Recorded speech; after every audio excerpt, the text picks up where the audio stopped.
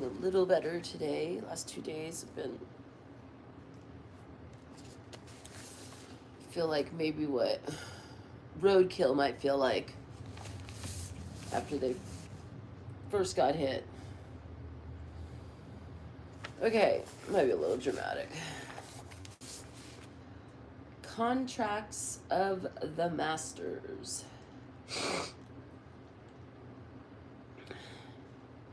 The Hebrew Bible, known to Christians as the Old Testament, together with the Christian New Testament, amount to an extensive documentation of God's contractual agreements with the people of Israel, with the followers of Jesus.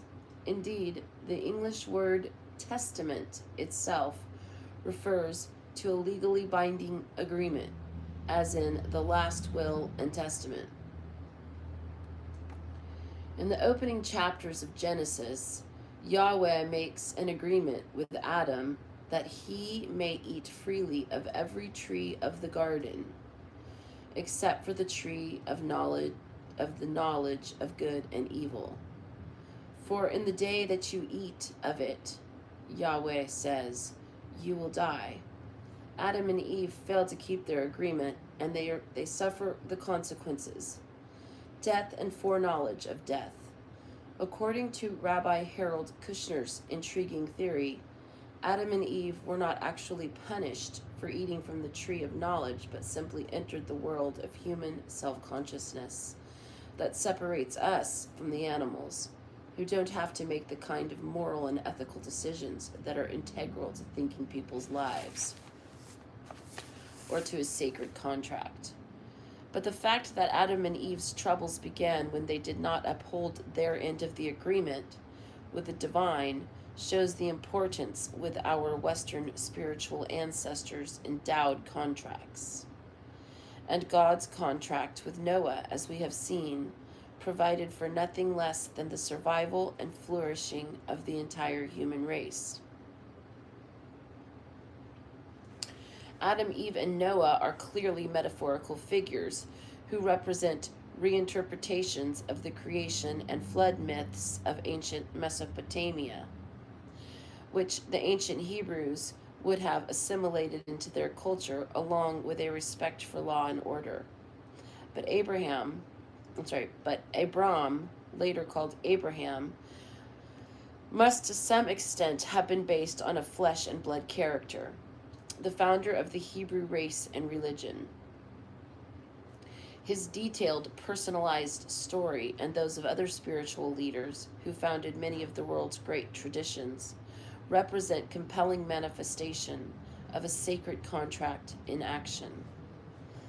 The wisdom of men such as Moses, Jesus, Muhammad, and the Buddha shines through all mythic overlays and religious dogmas.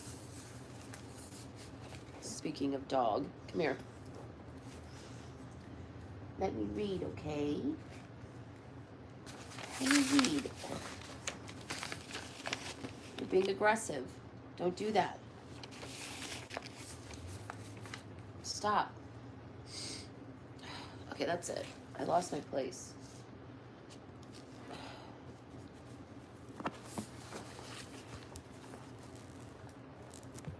Let's see.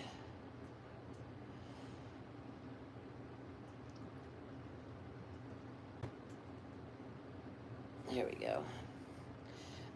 No, it's read that Adam, Eve, and Noah are clearly okay. Read that. Blah, blah, blah, blah, blah, blah. The wisdom of men such as Moses, Jesus, Muhammad, and the Buddha shines through all mythic overlays and religious dogmas. The truths that they embodied in their lives transcend cultures and personal beliefs. You needn't be an Orthodox Christian to believe that you should love your neighbor as yourself, for instance. Nor do you have to be a Buddhist to acknowledge that the craving, hatred, and ignorance that derive from seeing ourselves as essentially separate from all other beings are the major source of suffering in our lives. Regardless of the master's traditions, their teachings speak to us because they lived actual physical lives. They also confronted universal challenges on their paths to self awareness and to comprehension of the power they carried inside them. Each of them had to awaken to the full measure of his contract. They were not born enlightened. Their teachings are blueprints for what our spirit needs to do to make the transition from seeing life in physical terms to understanding the purpose and meaning of life on the symbolic level. Many of us believe that if only we were smarter, more dedicated, or holier, we would know that we were supposed to be doing on what we were supposed to be doing on earth, because then God or the universe would enlighten us about our real mission. We mistakenly believe that the great spiritual leaders such as Abraham, Moses, the Buddha, Jesus, and Muhammad had their contracts spelled out for them. Yet none of these figures truly saw his contract early on. Their life paths were not obvious, but required that they develop the trust and stamina to surrender unconditionally to the will of heaven. As a rule, that doesn't happen to a child or an adolescent or even a young adult, nor does it happen all at once. We develop faith and other abilities in stages, and our progress becomes most obvious in midlife. Still, some people do acquire insight in a single rush, an epiphany, for instance. Otherwise, ordinary people who have had near-death experiences report a sudden awakening after they become conscious of their life as a part of the larger plan, and they live it differently from that point forward. In the Hindu tradition, spiritual and non-spiritual people alike have reported an extraordinary surge of energy known as a Kundalini awakening that shoots up the spine to the crown of the head and often transforms the focus of their lives to spiritual service. These ancient spiritual leaders, as men, came face to face with God and truth. In their humanness, these prophets, as well as numerous other saintly men and women, felt confusion and fear as they learned the meaning of their tasks. Guidance was often given to them when they needed it, but they still often doubted themselves and felt abandoned and even despairing as they sought to fulfill their mission, which some of them learned quite late in life. Each struggled with his ego, and each was tested, some several times, to determine whether he could finally connect with the divinity within him. Collectively, their lives form the archetypical prototype for the process of how a sacred contract is revealed. We'll go through the 5 stages of the sacred contract in the next chapter. But first, let's examine some of the themes or soul tasks that appear in these stages. 4 of the prophets went through a renunciation of their previous life and identity and were reborn, in quotations, with a new identity. Each also was renamed to recognize this spiritual attainment. A ritual soul naming occurs when an individual can no longer be recognized as his normal self by the society he serves, when he has evolved beyond his human function into an eternal self, a universal leader on embodiment of a greater truth. Abram became Abraham when the Lord sealed their covenant. Jesus became known as the Messiah, and after his death as the Christ, the appointed one. Following his spiritual transformation, Siddhartha Gautama became the Buddha, the enlightened one. And Muhammad, son of Abdallah, came to be known as the Prophet. A soul naming also represents a conscious fulfillment of the necessary tasks of service, the sacred contract. The individual has come fully into his power, even though he has not yet completed his contract or life. From that point on, he or she operates only from the power of the soul and speaks only with the voice of the soul. So the soul is given its own name.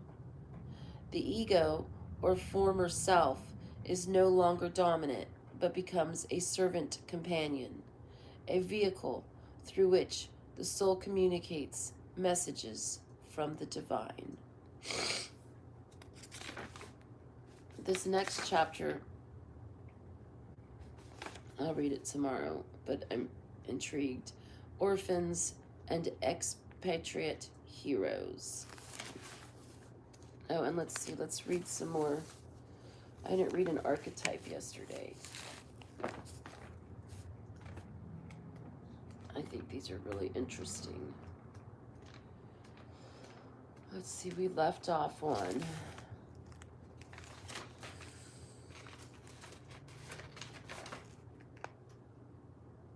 the orphaned child. This is the wounded child, an archetype. The wounded child archetype holds the memories of the abuse, neglect, and other traumas that have endured during childhood. Of course, I think of my daughter Opal, myself too, but Opal's the first person that came into my mind. This may be the pattern people relate to the most, particularly since it has become the focus of therapy and accepted as a major culprit in the analysis of adult suffering. Choosing the wounded child suggests that you credit the painful and abusive experiences of your childhood with having a substantial influence on your adult life. Many people blame their wounded child, for instance, for all their subsequent dysfunctional relationships. The painful experiences of the wounded child archetype often awake a deep sense of compassion and a desire to find a path of service aimed at helping other wounded children. From a spiritual perspective, a wounded childhood cracks open the learning path of forgiveness. The shadow aspect may manifest as an abiding sense of self-pity, a tendency to blame your parents for your current shortcomings, and to resist moving on through forgiveness. Films. Diana Scarwood in Mommy Dearest. We all know that movie. Dean Stockwell in The Secret Garden. Linda Blair in The Exorcist. Natalie Wood in The Miracle on 34th Street. Leonardo DiCaprio in This Boy's Life.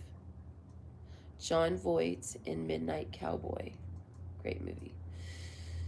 Fiction. Native Son by Richard Wright. Oliver Twist by Charles Dickens. Religion and myth. The Amazons, warrior women of Greek myth who, as children, had their right breasts removed to facilitate the use of bow and arrow, their chief weapon.